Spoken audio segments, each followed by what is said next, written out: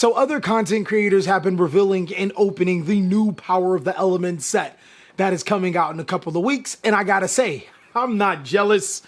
Nah, why would I? Ah! Ultimately, thank you guys so much for revealing to us the entire Power of the Elements set, including the world premiere and our import cards. But that actually got me thinking, what should actually be the cards that someone should be looking for inside of Power of the Elements? Power of the Elements is thought of to be as the strongest set this year, but follow me as I talk about some cards that are super underappreciated that can change the entire meta.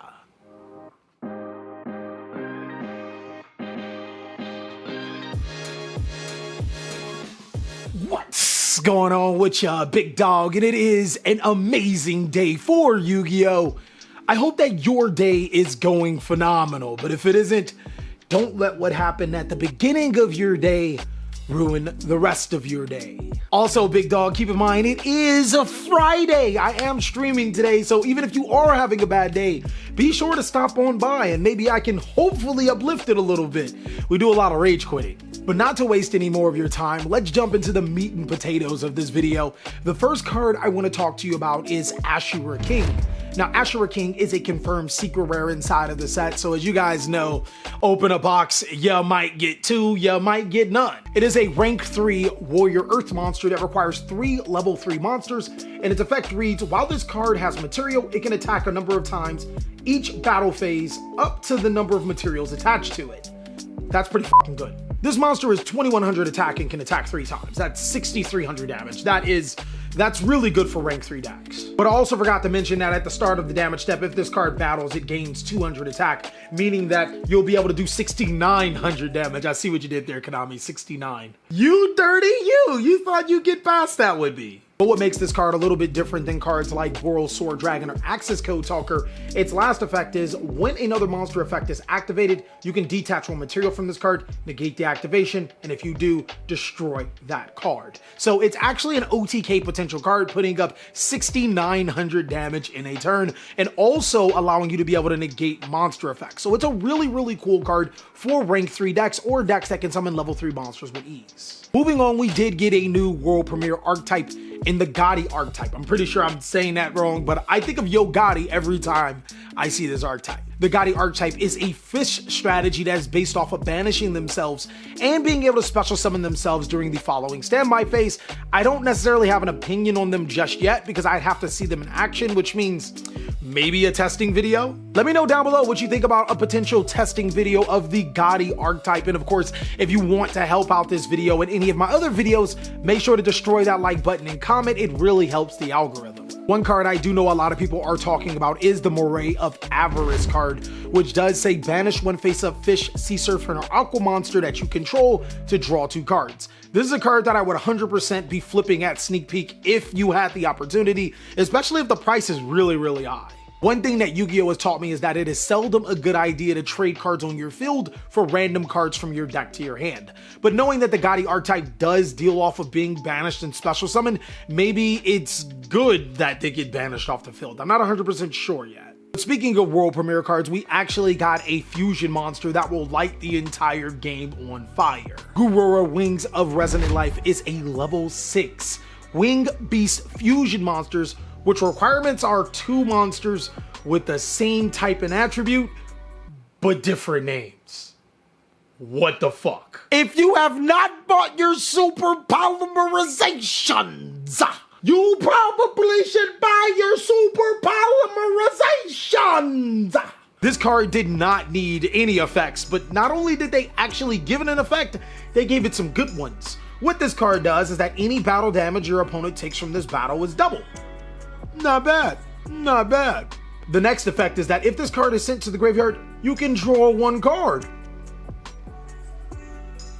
I'm impressed. So not only can this card be sent to the graveyard with cards like Nadir Servant and Dogmatic Punishment, as well as another card that we'll be talking about later in this video, it also is a super polymerization target. This card is a world premiere, so we in the TCG have it before the OCG. I think that this is game breaking, mainly because the Splight strategy typically ends on a totally awesome and a dupe frog on their side of the field, which just so happened to be the same type and attribute, but different names. They also tend to do that as they're opening combos and just by normally setting up monsters.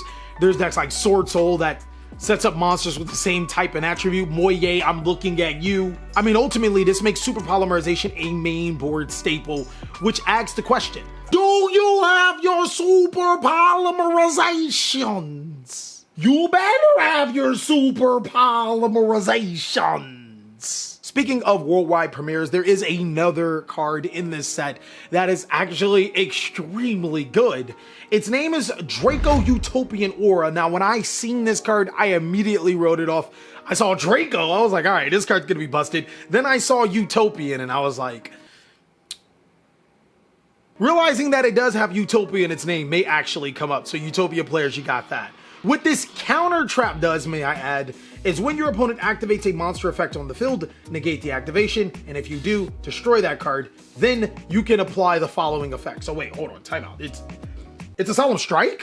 Literally, you just gave King Kali 3 extra Solemn Strikes. You go first and you set up your negations. He sets 3 of these and 2 Solemn Strikes. What do? Don't say attack.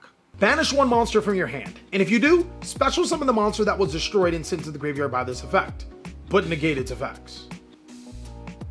So you're telling me I can play bad hand traps with Crossout Designator, and then when I draw them, I can, yeah, that's kind of dumb. Draco Utopia Aura feels like a huge boost for strategies that have a hard time dealing with multiple negation boards. Maybe Invoked with the next card I'm going to talk about is going to be pretty powerful. And while we're here, let's just go ahead and talk about that next card, right? So in case you didn't know, Utopian Draco is a secret rare, and our Bird Super Polymerization card is an ultra rare.